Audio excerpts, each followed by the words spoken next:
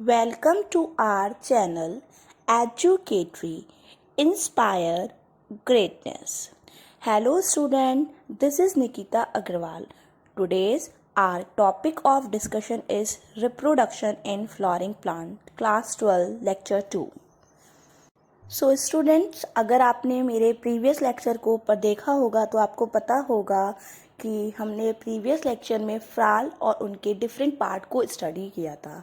वहाँ पर मैंने दो तरीके के पार्ट बताए थे, essential organs and non essential organs. तो एसेंशियल ऑर्गन्स वो ऑर्गन्स थे जो क्या कर रहे थे, जो रिप्रोडक्शन में पार्टिसिपेट कर रहे थे, that is your androecium and gynoecium.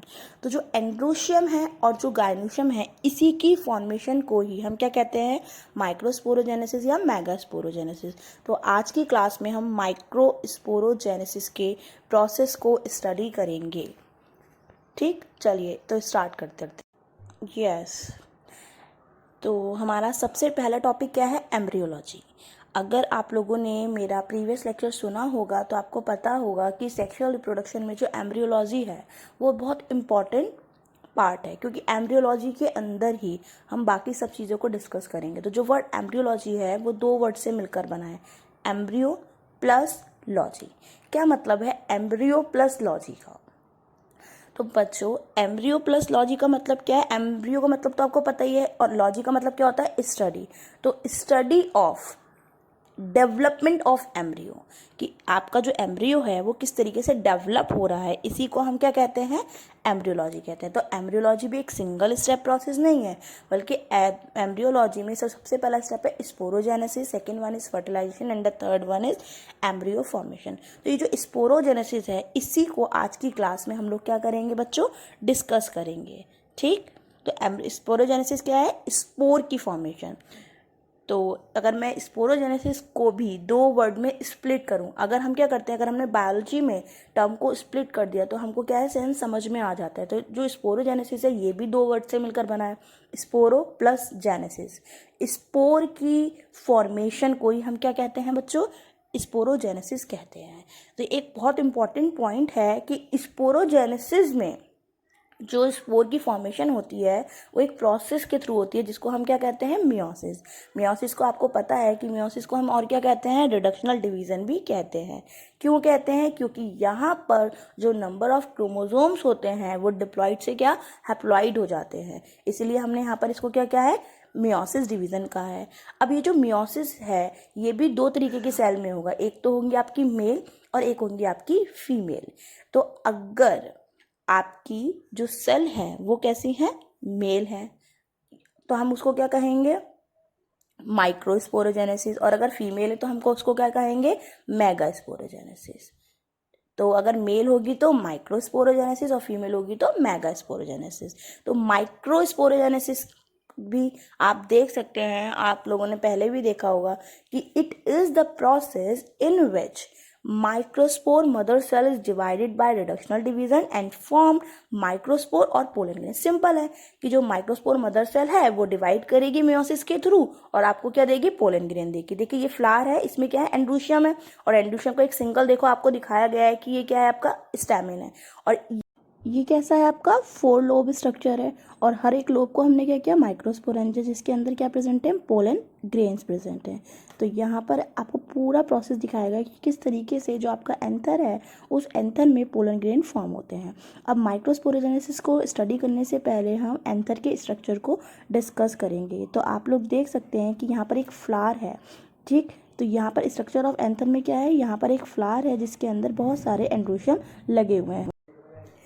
तो हम माइक्रोस्पोरोजेनेसिस को स्टडी करेंगे। तो ये आपको क्या दिखाया गया है, पेटल्स है, और पेटल्स में क्या प्रेजेंट है, बहुत सारे आपके एंथर प्रेजेंट हैं, और एंथर के ही हम क्या कहते हैं, एंड्रोशियम कहते हैं, या फिर हम क्या कहते हैं, स्टैमेन कहते हैं। तो ये जो स्टैमेन है ये दो पार्ट से मिलकर बना होता है, पहले भी मैंने आपको बताया, ऊपर upper one is anther and the lower one is filament. तो जो एंथर है ये कैसा स्ट्रक्चर है बच्चों, 2 लोब्ड स्ट्रक्चर है। मतलब इसमें कितने लोब प्रेजेंट हैं, 2 लोब प्रेजेंट हैं, जिनके बीच में क्या पाया जाता है, एक टिश्यू पाया जाता है, जिसको हम क्या कहते हैं, कनेक्टिव टिश्यू कहते हैं, जो इन दोनों लोब को आपस में कनेक्ट करने का काम करता है।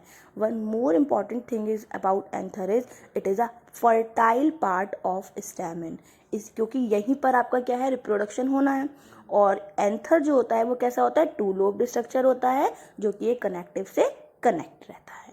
ठीक, अगर हम इसको आगे और स्टडी करें तो हम देख पाते हैं कि जो एंथर है, तो एंथर में क्या प्रेजेंट रहते हैं, हर एक लोब में दो प्रेजेंट रहते हैं। क्या, एक लोब में दो चैम्बर प्रेजेंट रहते हैं और इन चैम्बर को हम क्या कहते हैं, पोलन सेक कहते हैं।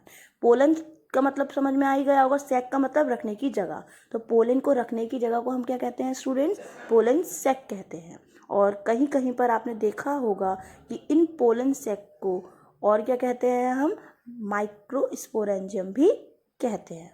क्या कहते हैं बच्चों, माइक्रोस्पोरेंजियम।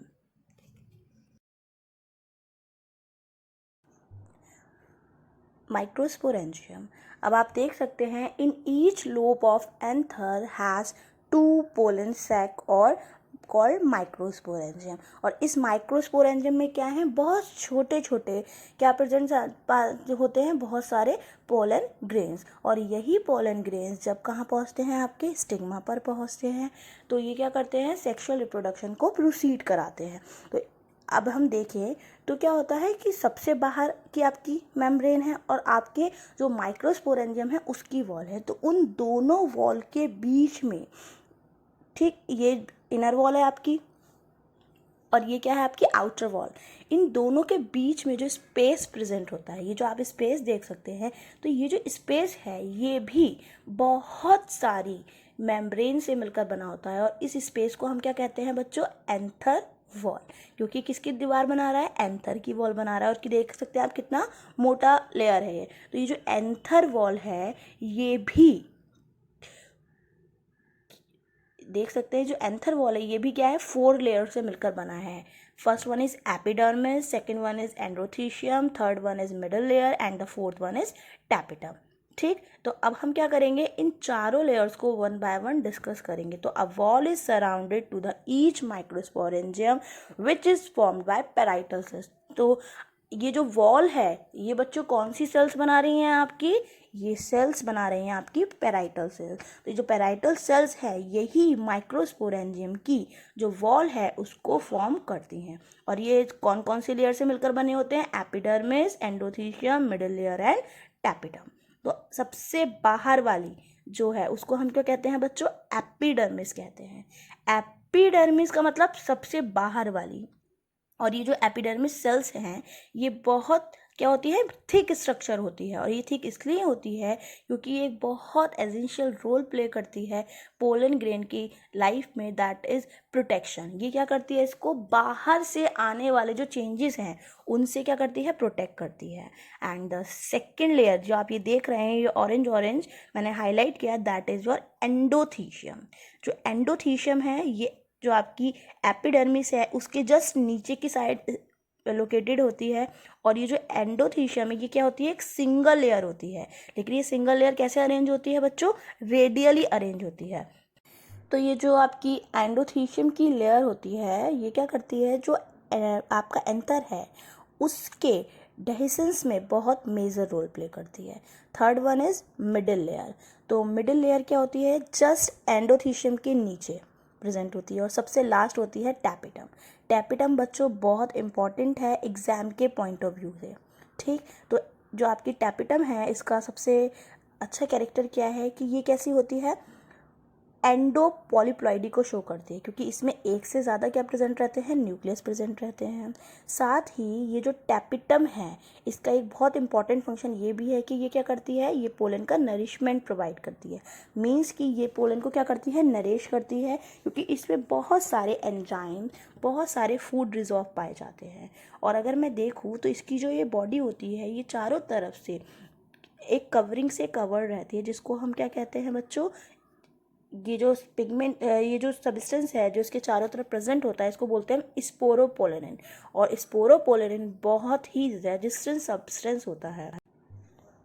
और ये माइक्रोस्पोर वॉल की कहाँ से, एग्जाइन से सिक्रीट होता है। ये जो टैपिटम है ये भी दो टाइप की होती है. फर्स्ट वन इज एमीबॉइड और periplasmodium tapetum and the second one is secretory और ग्लैंडुलर टैपिलिया. तो ये जो एमीबॉइड है, एमीबॉइड से आपको पता चल रहा होगा नाम से, इसमें क्या होता है कि जो आपका टैपिटम है वो मूव करता है अंदर की साइड और चारों तरफ से पोलन ग्रेन के चारों तरफ क्या करता है, एक कवरिंग सी फॉर्म कर देता है. ये आप देख सकते हैं कि इसमें जो टैपिटम है वो अंदर की तरफ मूव कर गया है, इसलिए हमने इसको यहाँ पे क्या टर्म दिया है, पेरीप्लाज्मोडियम टैपिटम नाम दिया है.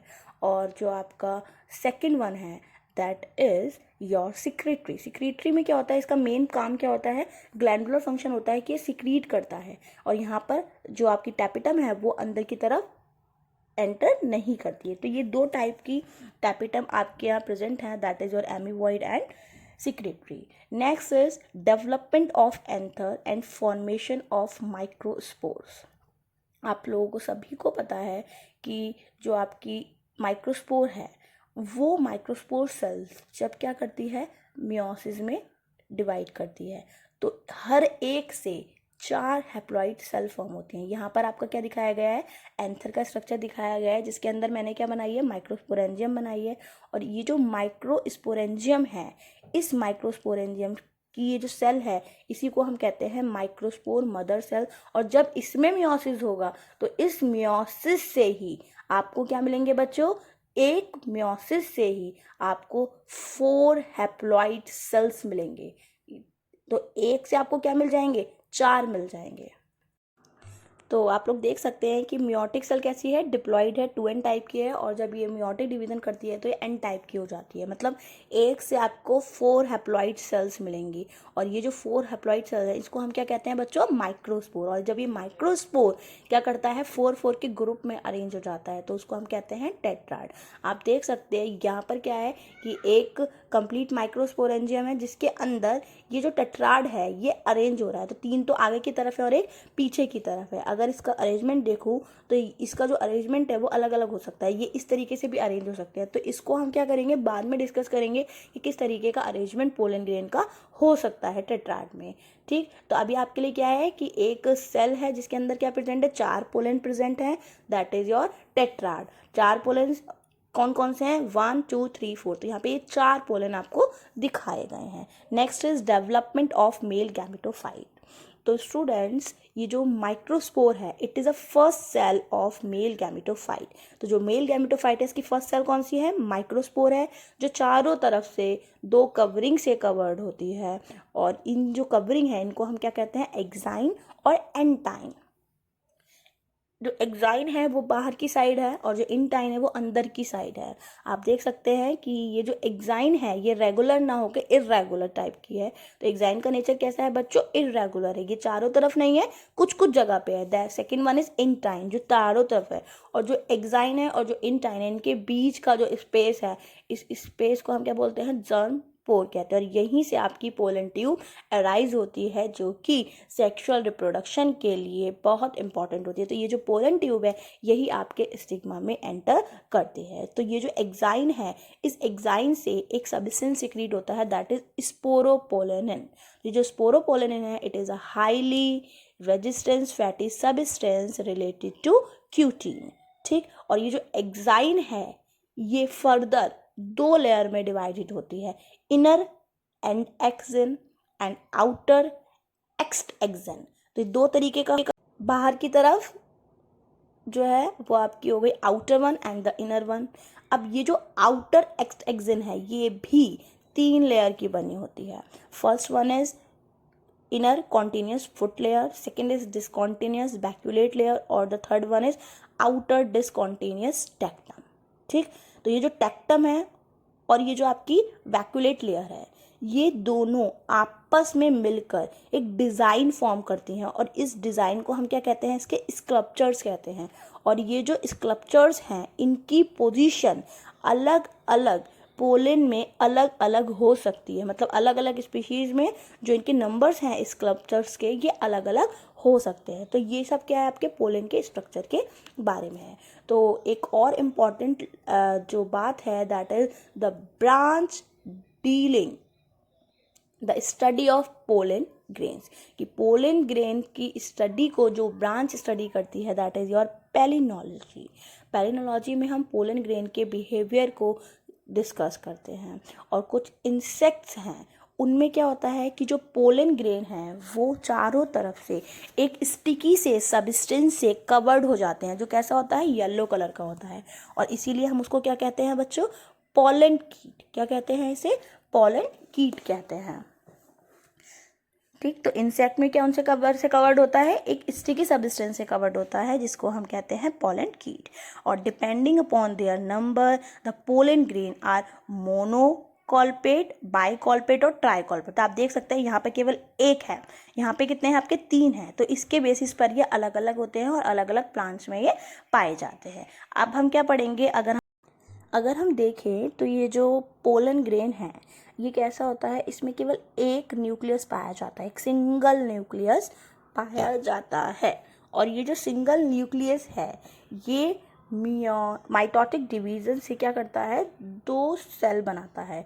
मीन्स ये 2 न्यूक्लियस बनाता है। आपको पता होगा माइटोटिक में क्या होता है, सबसे पहले कैरियोकाइनेसिस होता है। तो यहाँ पर 1 से 2 न्यूक्लियस बनेंगे, वेजिटेटिव न्यूक्लियस और जनरेटिव न्यूक्लियस। अब ये जो आपका वेजिटेटिव न्यूक्लियस है और जो जनरेटिव न्यूक्लियस, ये अलग अलग रोल को प्ले करेंगे। तो जो वेजिटेटिव न्यूक्लियस है इसका मेन काम क्या है कि ये पूरे के पूरे पोलन ग्रेन को क्या करेगा, रिप्रोडक्शन में तो पार्टिसिपेट नहीं करेगा, रिप्रोडक्शन में इसका कोई रोल नहीं है, लेकिन ये क्या करेगा, इसको नरिश करने का काम करेगा। मीन्स नरिशमेंट की जिम्मेदारी किसके पास होगी, वेजिटेटिव न्यूक्लियस के पास। इसी तरीके से जनरेटिव है वो इसलिए इंपॉर्टेंट है स्टूडेंट्स क्योंकि ये किस में हेल्प करेगा, आपके रिप्रोडक्शन में हेल्प करेगा। कि अगर जनरेटिव न्यूक्लियस नहीं होगा तो आपका जो रिप्रोडक्शन है उसका प्रोसेस भी नहीं होगा। Our next topic is development and formation of male gamete। तो जो पोलन ग्रेन है, इन पोलन ग्रेन से मेल गैमेटोफाइट के डेवलपमेंट को अब हम क्या करेंगे, स्टडी करेंगे। होता क्या है बच्चों, जो माइक्रोस्पोरेंजियम है, इस माइक्रोस्पोरेंजियम के पोलन सेक में क्या होता है कि पोलन ग्रेन के अंदर अपने आप में ही इन सीटू जर्मिनेशन स्टार्ट हो जाता है। और ये कौन से सेल फॉर्म करते हैं, प्रीकॉशियस सेल को फॉर्म करते हैं। तो यहाँ पर क्या है कि ये जो सेल है इसमें क्या होता है, मियोटिक डिवीजन होता है जिससे 2 सेल बनी, एक तो बनी आपकी वेजिटेटिव सेल और एक आपकी बनी जनरेटिव सेल्स। तो वेजिटेटिव सेल्स क्या हैं, वेजिटेटिव सेल्स को हम ट्यूब सेल भी कहते हैं बच्चों, क्योंकि ये पोलन ट्यूब के फॉर्मेशन में हेल्प करती हैं। And the cell do not possess any cell wall, मतलब इनके चारों तरफ कोई भी सेल वॉल प्रेजेंट नहीं होती है। ठीक, इसमें केवल सेल मेम्ब्रेन। तो हम देख सकते हैं कि जो आपकी ये वाली सेल है, ये जो है ये आपकी क्या है, वेजिटेटिव सेल है जिसके चारों तरफ कोई भी सेल वॉल नहीं है। बल्कि जो जनरेटिव है इसमें आपकी क्या है, एक वॉल प्रेजेंट है जिसको हमने सेल वॉल कहा है। A temporary callose wall is laid down between the 2 cell. अब आपकी ये सेल है, ये आपकी वेजिटेटिव सेल, ये आपकी जनरेटिव सेल, इनके बीच में कैलोस वॉल प्रेजेंट रहती है। और ये जो कैलोस वॉल है ये क्या करती है, ये जनरेटिव और वॉल के बीच में पिंच आउट हो जाती है। और ये जो कैलोस वॉल है वो क्या हो जाती है, डिसॉल्व हो जाती है। The large vegetative cell contain, अब ये जो वेजिटेटिव सेल है इसमें फैट, स्टार्च, कुछ तरीके के ग्रैन्यूल्स प्रेजेंट होते हैं जो क्या करते हैं, इसको नरिशमेंट का काम करते हैं। Next is generative cell. तो ये जो जनरेटिव सेल थी ये कैसी थी, ये सर्कुलर ना होकर कैसी थी बच्चों, ये एक तरीके की थोड़ा सा स्पिंडल शेप थी, थोड़ी दबी हुई थी। आप देख सकते हैं इसके चारों तरफ एक क्या प्रेजेंट है, सेल वॉल प्रेजेंट है। मैंने आपको पहले भी बताया। तो जो जनरेटिव सेल है ये कैसी है, मे बी इलिप्टिकल, लेंटिकुलर और इवन स्पॉन्डल स्टेप्ड। जो साइटोप्लाज्म कंटेन है इसका, ये क्या होता है, हाइलिन होता है। और इसमें कोई भी फूड मटेरियल स्टोर नहीं होता क्योंकि इसको फूड कौन दे रहा है, वेजिटेटिव सेल दे रहा है। रेयरली जनरेटिव सेल में further divide to form 2 male gamete. अब ये जो जनरेटिव सेल है ये भी क्या करेगी, फिर से डिवीज़न करेगी और क्या बनाएगी, आपके 2 मेल गैमेट बनाएगी। और ये जो सारी स्टेजेस है ये किस में रखी गई बच्चों, प्री पॉलिनेशन स्टेट में रखी गई है। अगर आप लोगों ने पीछे फिगर देखा होगा तो आपको पता होगा कि यहाँ पे 2 तरीके की सेल बन रही है, मेल गैमेट बन रहे हैं 2। तो ये क्या है, आपका पोलन ग्रेन है, और ये जो पोलन ग्रेन है ये कहाँ पहुंचेगा, आपके स्टिग्मा पर पहुंचेगा through the process of pollination. और ये पोलन ग्रेन क्या करेगा, ये वाटर को और जो न्यूट्रिएंट्स हैं किस में प्रेजेंट है, स्टिग्मा में, उनको एब्जॉर्ब करके साइज में बड़ा हो जाएगा। ठीक, और ये जो एब्जॉर्प्शन होगा वो किसके थ्रू होगा, जम पोर के थ्रू होगा। और जो आपकी इंटाइन थी, आपने देखा था कि हमने क्या किया था, पोलन ग्रेन के चारों तरफ दो कवरिंग थी, ये तो थी आपकी एक्साइन, और ये क्या है आपकी एक्साइन, जो कैसी है, इर्रेगुलर। बीच में इसके क्या है, आपकी इंटाइन है, और इस इंटाइन से आपकी जो पोलन ट्यूब है, और ये जो ट्यूब है ये क्या करेगी, एक एक्सोजेनस पैक्टिनेज और कुछ हाइड्रोलिटिक एंजाइम्स को सिक्रीट करेगी, जो यहाँ पर ये जो जनरेटिव सेल है जब डिवाइड की तो ने क्या बनाया, 2 मेल न्यूक्लियाई बनाए। आप देख सकते हैं फिगर में कि एक सेल से क्या हुए, 2 न्यूक्लियाई बने। ठीक, तो ये जो 2 सेल्स बनी हैं, अब ये सेल्स का क्या होगा, ग्रोथ शुरू होगा। और यहाँ पर क्या होगा कि ये जो आपका इंटाइन है ये पोलन ट्यूब फॉर्म करके माइग्रेट करेगी किसमें, आपके स्टिग्मा में। और अब क्या होगा कि ये जो पोलन ट्यूब है इसका मेल गैमेट ट्रांसफ़र हो जाएगा आपके स्टाइल में।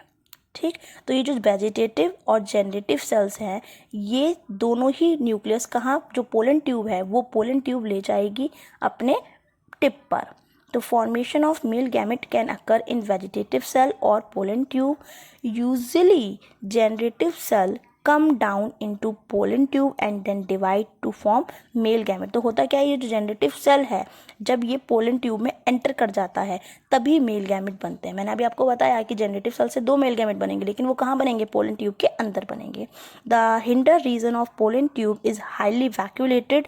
This region is plugged from anterior part by the development of callose. The male gametophyte in angiosperm is highly reduce. तो जो मेल गैमेटोफाइट होगा angiosperm sperm is highly reduce. तो जो pollen grain है, इस पोलन ग्रेन में ये जो पोलन ट्यूब है ये एक भी हो सकती है जिसको हम क्या कहते हैं, मोनोसिफोनस, और एक से ज़्यादा भी हो सकती है, जैसा कि मालवा एल्थेया जो फैमिली मेंबर हैं किसके, मालवेसी और कुकुरबिटेसी फैमिली के, वहाँ पर क्या होता है बच्चों, वहाँ पर एक से ज़्यादा ट्यूब पाई जाती है, इसलिए इस कंडीशन को हम क्या कहते हैं, पॉलीसिफोनस कहते हैं। और यहाँ पर अप्रॉक्सीमेट 14 पोलन ट्यूब तक फॉर्म हो। तो स्टूडेंट, आज की क्लास में हमने माइक्रो स्पोरोजेनेसिस के प्रोसेस को डील किया है। नेक्स्ट क्लास में हम मेगा स्पोरोजेनेसिस के प्रोसेस को डिस्कस करेंगे।